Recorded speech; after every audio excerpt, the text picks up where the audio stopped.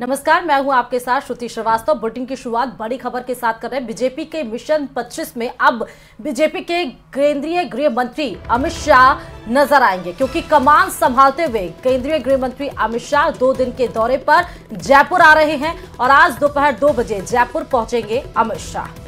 जयपुर में core group की बैठक लेंगे शाह, सीकर में रोड शो करेंगे, प्रचार को भी धार देते हुए नजर आएंगे। देखिए, अब मिशन 25 पर जुट गई है भारतीय जनता पार्टी।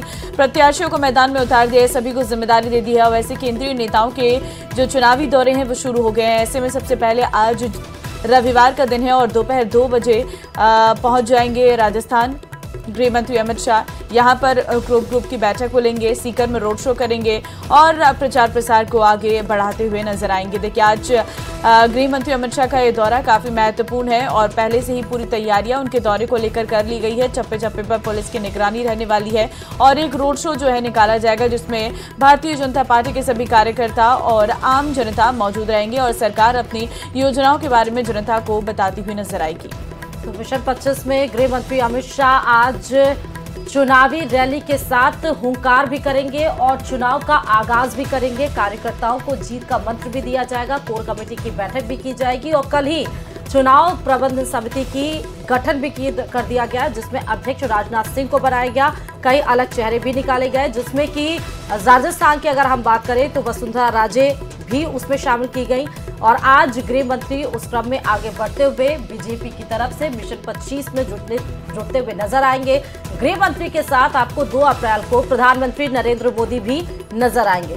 सीकर से संवाददाता संदीप हमारे साथ जुड़े हुए हैं। संदीप, सीकर में किस तरह की तैयारियां हैं बीजेपी के मिशन 25 और गृह मंत्री के आने को लेकर?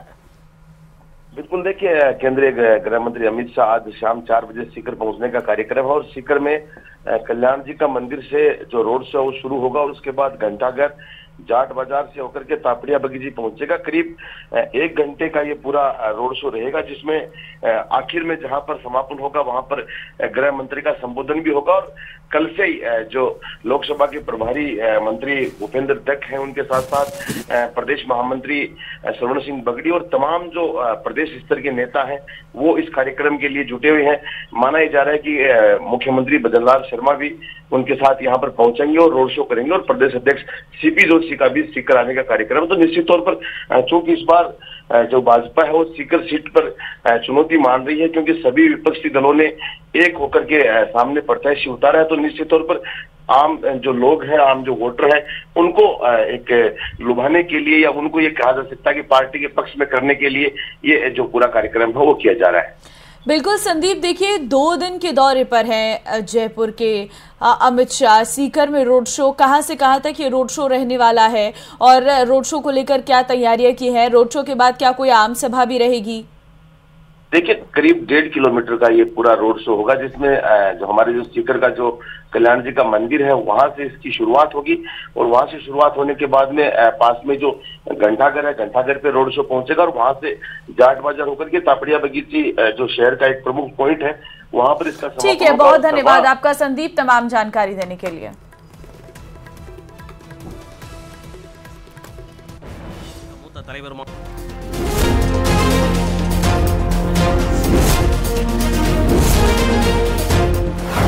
प्रदेश में चुनाव प्रचार का आगाज, अमित शाह और पीएम मोदी करेंगे चुनाव प्रचार। रविवार को अमित शाह सीकर में करेंगे रोड शो। रोड शो से पहले जयपुर में कोर कमेटी की बैठक।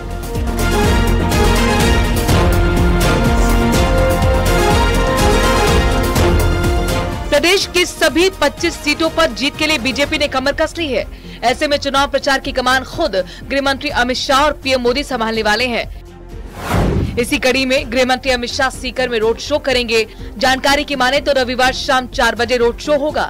इसके बाद प्रमुख समाजों के प्रतिनिधियों के साथ उनकी बैठक भी होगी। लेकिन सीकर में रोड शो से पहले अमित शाह जयपुर के होटल ललित में लोकसभा कोर कमेटी की बैठक लेंगे, जिसमें जयपुर, धौलपुर, नागौर, दौसा, चुरू, झुंझुनू, करौली लोकसभा क्षेत्र की कोर कमेटी के सदस्य शामिल होंगे।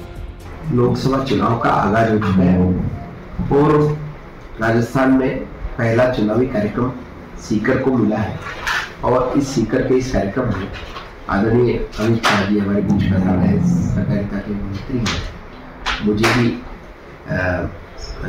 उनके साथ जैसे वो दिल्ली में सहकारिता विभाग देख रहे हैं, राजस्थान में कोऑपरेटिव डिपार्टमेंट हम देखते हैं, तो निश्चित रूप से जो है उनके अनुभव भी हम नीचे तक साझा करने का प्रयास करेंगे। अमित शाह के अलावा पीएम मोदी भी प्रदेश में चुनाव प्रचार करेंगे।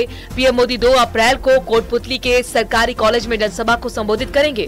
पीएम मोदी के दौरे को लेकर कार्यकर्ताओं में भारी उत्साह देखने को मिल रहा है। चुनाव प्रभारी डॉक्टर विनय सहस्त्रबुद्धे ने भी कोटपुतली पहुंचकर तैयारी को जायजा लिया। पीएम मोदी जयपुर ग्रामीण से बीजेपी प्रत्याशी राव राजेंद्र सिंह के समर्थन में जनसभा करेंगे।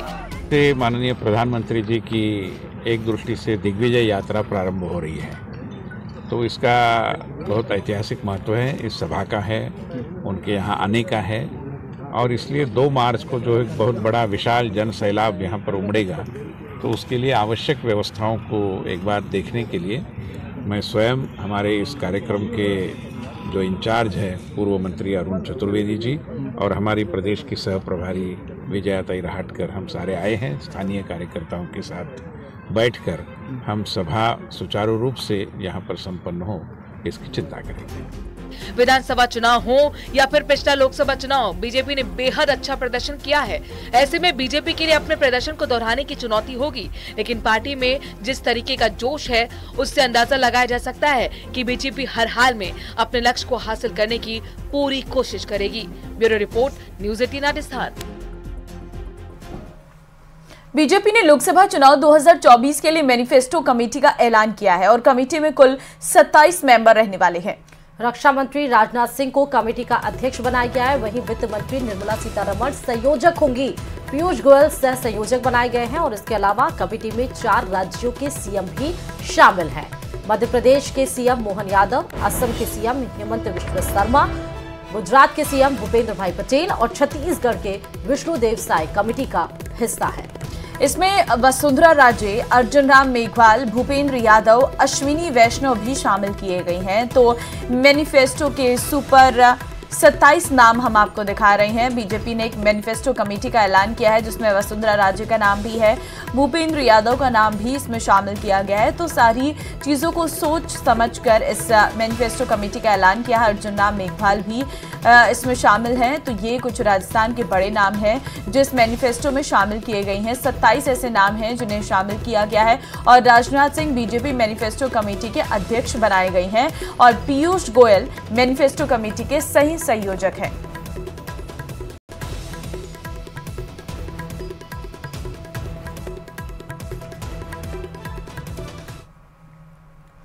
और वहीं प्रदेश में दूसरे चरण के मतदान के लिए नामांकन का दौर जारी है और इसी कड़ी में बीजेपी और कांग्रेस के कई दिग्गजों ने नामांकन भी किया, जिसमें बीजेपी से गजेंद्र सिंह शेखावत तो कांग्रेस से प्रहलाद गुंजल और ताराचंद मीणा ने पर्चा दाखिल किया और अपनी अपनी जीत का दावा किया।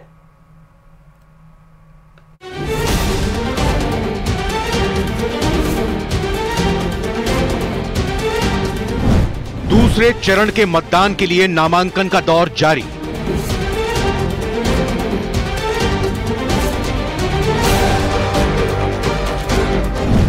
जोधपुर से गजेंद्र सिंह शेखावत का नामांकन,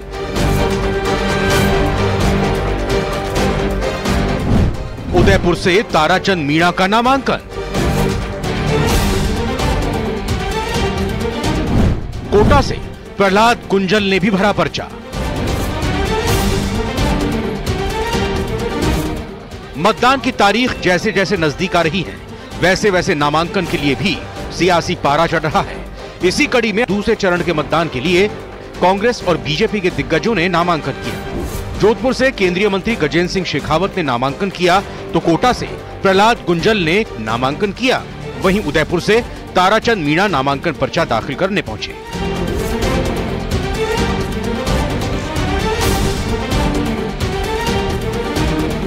बाड़मेर लोकसभा से निर्दलीय चुनाव लड़ रहे शिव विधायक रविंद्र सिंह भाटी ने भी नामांकन पर्चा दाखिल किया। रविंद्र सिंह भाटी का कहना है कि 4 अप्रैल को विशाल जनसभा के बाद वो एक बार फिर अपना नामांकन दाखिल करेंगे। नामांकन सभा और नामांकन रैली आने वाली 4 तारीख को है। वहाँ पर चैनल के माध्यम में तमाम जितना भी हमारा साथी है बाड़मेर, जैसलमेर और बालोतरा और मारू जो परिवार है वो आमंत्रित करा। अब बात गजेंद्र सिंह शेखावत की, जिन्होंने मुहूर्त के अनुसार नामांकन दाखिल किया। उनके नामांकन के वक्त कई नेता मौजूद रहे। नामांकन के बाद एक जनसभा का भी आयोजन किया गया, जिसमें गजेंद्र सिंह शेखावत के अलावा सीएम भजनलाल शर्मा ने विपक्ष पर जोरदार हमला बोला।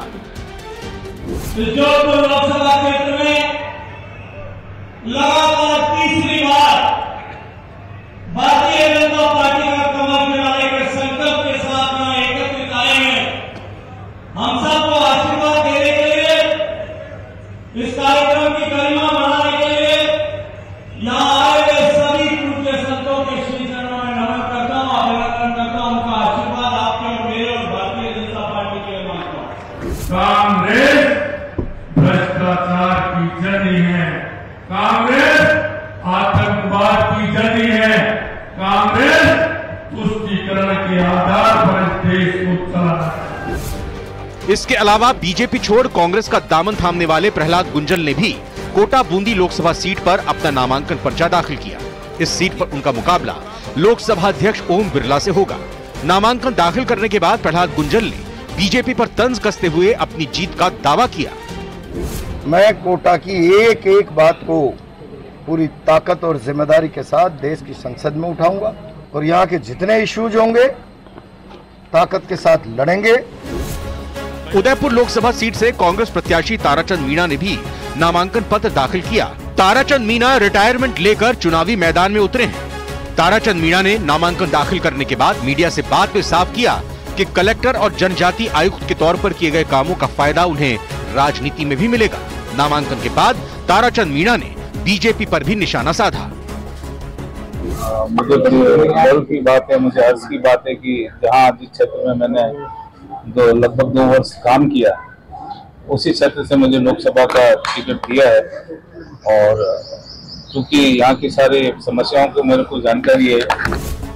एक तरफ नामांकन भरे जा रहे हैं तो दूसरी ओर नामांकन वापस भी लिए जा रहे हैं। कांग्रेस से बगावत कर निर्दलीय नामांकन करने वाले नरेश मीणा ने पलटी मारते हुए नामांकन वापस लिया।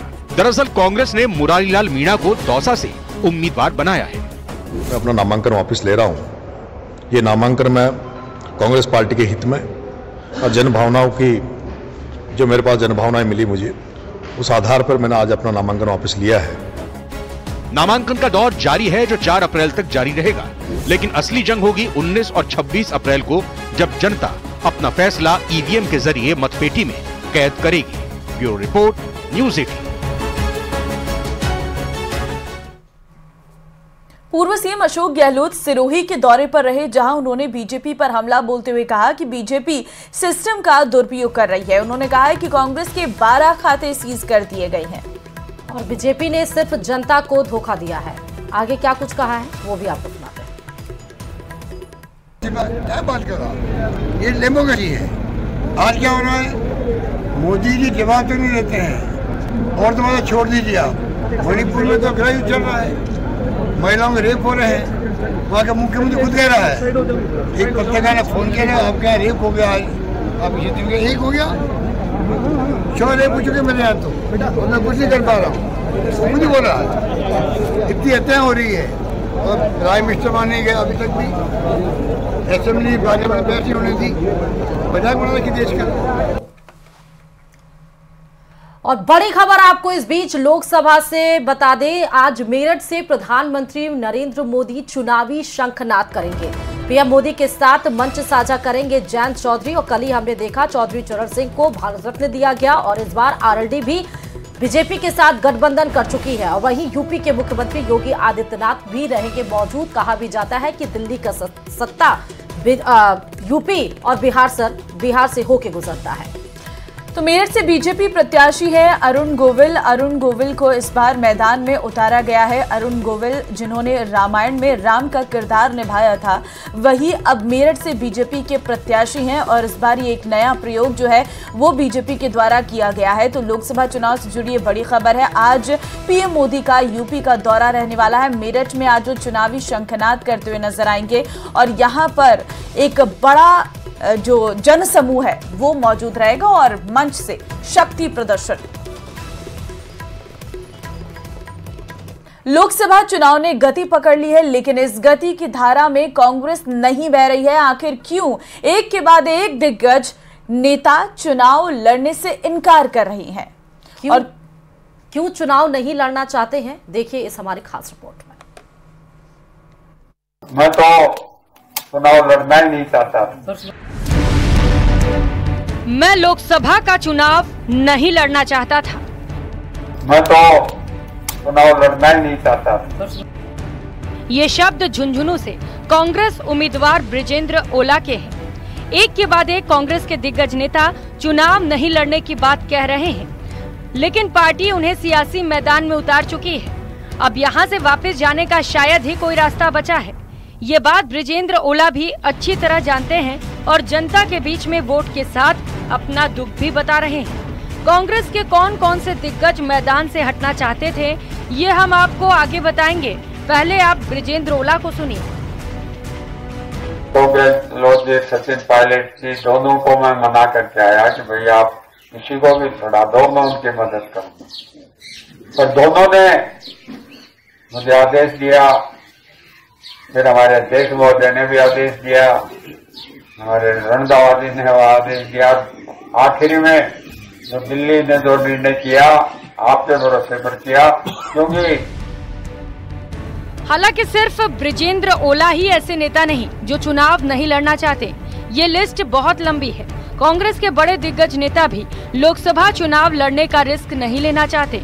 इससे पहले जयपुर से कांग्रेस की टिकट पर चुनाव लड़ रहे प्रताप सिंह खाचरियावास भी इसी तरह का बयान दे चुके हैं। वहीं जयपुर से सुनील शर्मा और राजसमंद से सुदर्शन रावत टिकट मिलने के बाद कांग्रेस को अपनी टिकट वापस लौटा चुके हैं। इस तरह के हालात और फिर बयानबाजी कांग्रेस को आने वाले चुनावों में नुकसान पहुंचा सकती है। वहीं कुछ ने तो प्रदेश अध्यक्ष गोविंद सिंह डोटासरा को पत्र लिखकर चुनाव न लड़ने की बात कही है। पार्टी की हताशा और निराशा नेताओं के बयानों से जाहिर हो रही है। ऐसे में PCC chief Govind Singh Dotasra party के उत्साह को बढ़ाने के बजाय अलग ही अंदाज में नजर आ रहे हैं। अपने एक बयान में डोटासरा ने कहा है कि उनके पास प्रत्याशियों का मोरल बूस्ट करने का इंजेक्शन नहीं है। हालांकि बृजेंद्र ओला का कहना है कि उन्हें चुनाव लड़ने का आदेश मिला है। प्रदेश प्रभारी से लेकर तमाम बड़े नेताओं ने उन्हें चुनाव में पूरी मदद का भरोसा दिया है। इसके बाद भी बृजेंद्र ओला चुनाव नहीं लड़ना चाहते।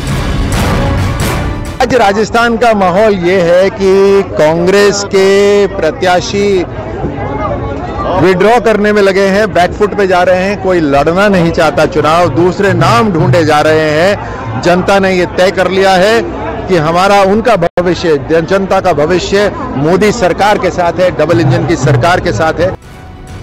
हालांकि पहले चरण की वोटिंग में 3 सप्ताह का समय बचा है। ऐसे में कांग्रेस के दिग्गज नेताओं की चुनाव नहीं लड़ने की बात का क्या मायने निकाला जाए, क्योंकि दूसरी तरफ बीजेपी पूरी तैयारी के साथ मैदान में उतरी हुई है। Bureau report, news 18, Rajasthan.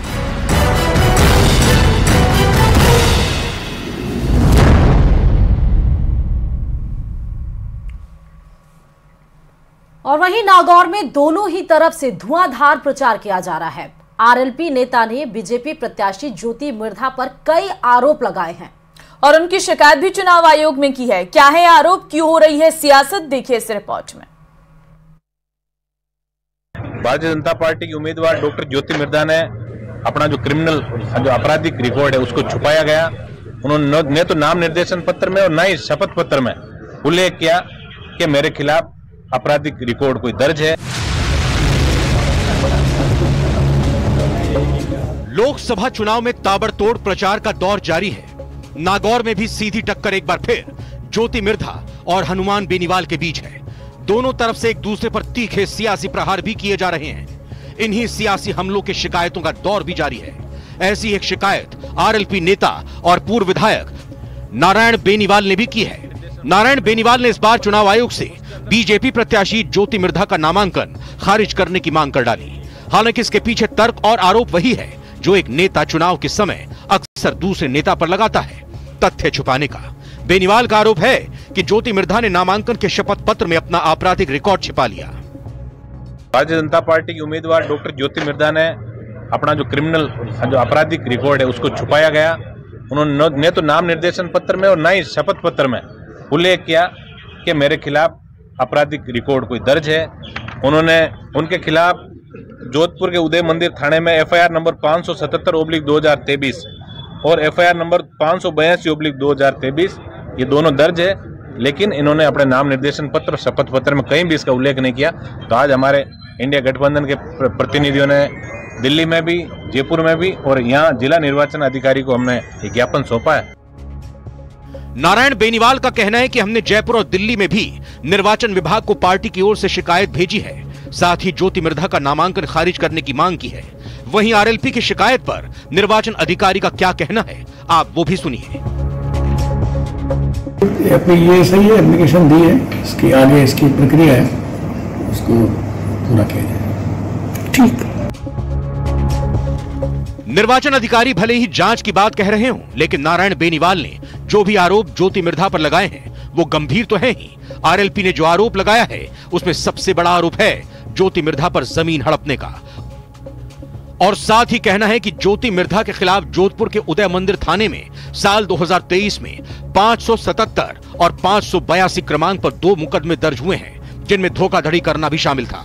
हालांकि चुनावी सवन में आरोप प्रत्यारोप से अलग तीखी बयानबाजी भी आपको सुनने को मिलेगी। वहीं नामांकन वापसी का समय भी जा चुका है। ऐसे में सियासी टकराव वोटिंग तक जारी रहने की पूरी संभावना है। महेंद्र बिश्नोई, न्यूज़ 18 राजस्थान।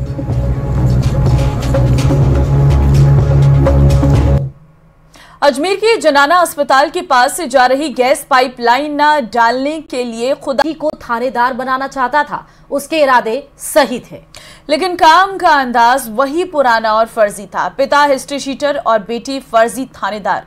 देखिए ये रिपोर्ट।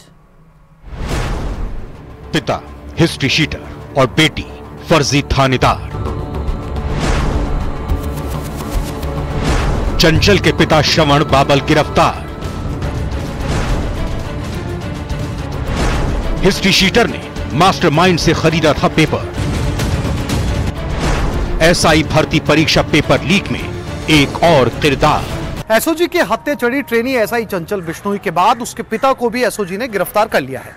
RPSC की SI भर्ती परीक्षा 2021 के पेपर लीक मामले में हिस्ट्री शीटर श्रवण बाबल 10 दिन के रिमांड पर है। श्रवण बाबल अपनी बेटी चंचल को थानेदार बनवाना चाहते थे। उसकी बेटी के इरादे सही थे, लेकिन रास्ता उसने गलत चुना था। ट्रेनी SI चंचल बिश्नोई के पिता हिस्ट्री शीटर श्रवण बाबल से एसओजी पूछताछ कर रही है। SI भर्ती का लीक पेपर लेकर उसने ही अपनी बेटी चंचल को पढ़ाया था और फिर पेपर किसी और को भी दे दिया था। एसओजी कई बिंदुओं पर पूछताछ कर रही है। Paper leak mafia Jagdish Bishnoi और गुरु से उसने पर्चा हासिल किया था। एसओजी की पड़ताल में सामने आया था कि paper leak mafia Jagdish Bishnoi की जोधपुर के हिस्ट्री शीटर श्रवण बाबल से पुरानी दोस्ती है। जगदीश ने पेपर लीक की काली कमाई से झालामंड जोधपुर में करोड़ों की जमीन कम दाम में खरीदी थी, जिस पर किसी ने कब्जा कर रखा था। इस जमीन से कब्जा छुड़वाने में जगदीश ने श्रवण से मदद ली थी। इसी के बदले जगदीश ने उसकी बेटी चंचल के लिए SI भर्ती का पेपर उसे दिया। बाड़मेर के सबसे चर्चित 2010 के दिनेश मांझू हत्याकांड में जोधपुर के विवेक विहार थाने के हिस्ट्री शीटर श्रवण बाबल का नाम भी सामने आया था। पुलिस ने उसे गिरफ्तार किया और जयपुर जेल में रखा था। इस बीच और चलिए अब एक नजर डालते हैं 10 बड़ी खबरों पर।